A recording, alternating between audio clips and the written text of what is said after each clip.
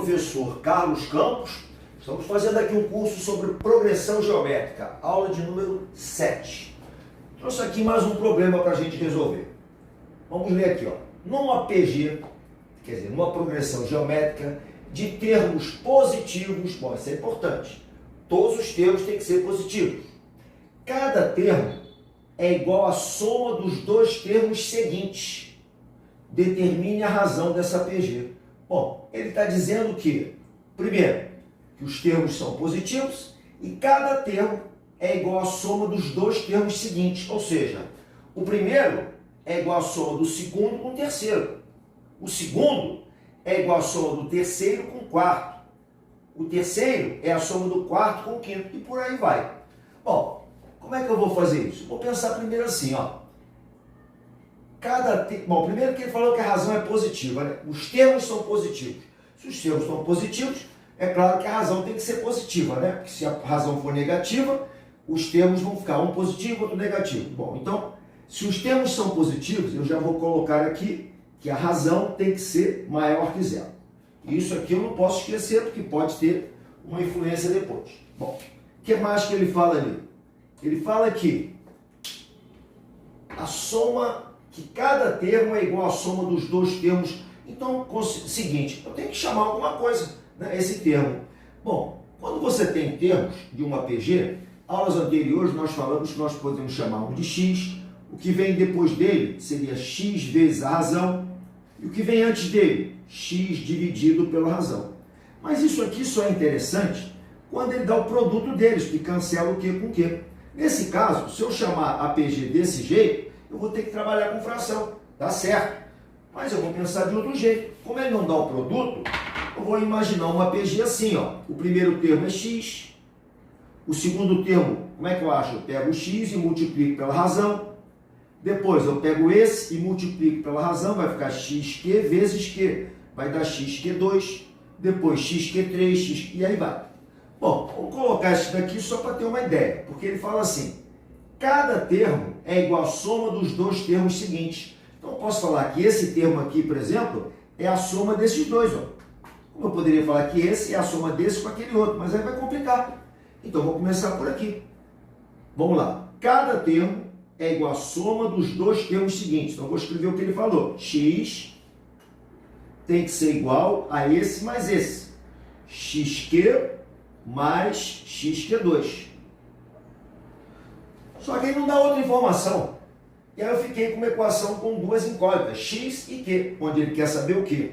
Olha, aqui é que vem o importante. Se a razão é positiva, esse q, né, é um número positivo.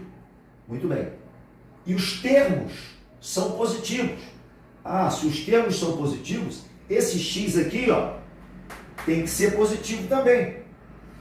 Porque ele diz que os termos são positivos e uma igualdade não se altera quando dividimos todos os termos, né, de ambos os membros pelo mesmo número.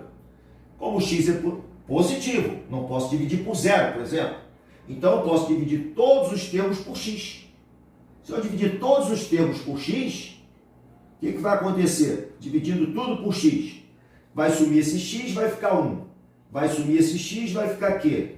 Vai sumir esse x, vai ficar q ao quadrado. Aí eu fiquei com uma equação do segundo grau em q. E agora vamos resolver, que é o que ele quer saber, ó. Determine a razão dessa PG. Ah, então ele quer saber a razão. É bom colocar até aqui o que ele quer saber, ó. Ele quer saber a razão, que é o que ele quer saber. Bom, fiquei com uma equação do segundo grau em Q. Então, eu vou resolvê-la ali, ó. O que eu vou fazer? Vai ficar assim, ó. Vou botar do lado de cá. Vai ficar 1 é igual a Q mais Q ao quadrado. Vou passar esse 1 para o outro lado e já vou ajeitar, tá? Vai ficar Q ao quadrado mais Q. Esse 1 vai passar para lá, vai ficar menos 1 igual a zero. Uma equação do segundo grau. Vamos resolver então. Vamos fazer o delta primeiro, né?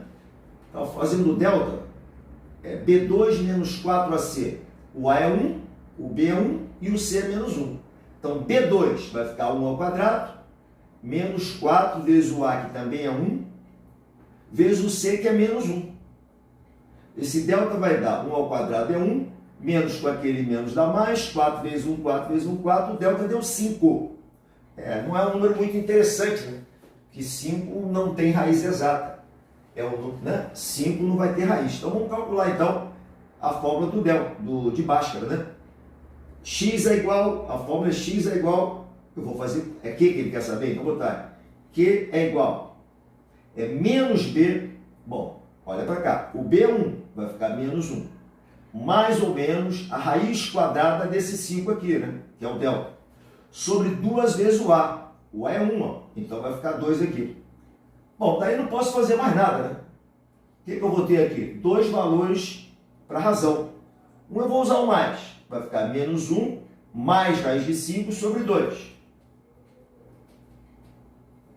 Agora eu vou usar o menos, menos 1 menos raiz de 5 sobre 2. Eu encontrei dois valores para razão, mas aí ele diz que os termos têm que ser positivos. Se os termos têm que ser positivos, essa razão não pode ser negativa. Por isso que eu já coloquei que o Q tem que ser um número positivo. Repare, isso aqui é positivo, que raiz de 5 é um pouco mais que 2, né?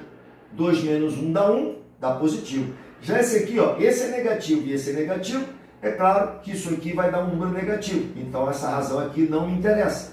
Então qual é a resposta do nosso problema? É esse aqui, ó. Então a resposta, a razão da PG é menos 1 mais raiz de 5 sobre 2. Se quiser botar o positivo na frente, também pode. Raiz de 5 menos 1 sobre 2.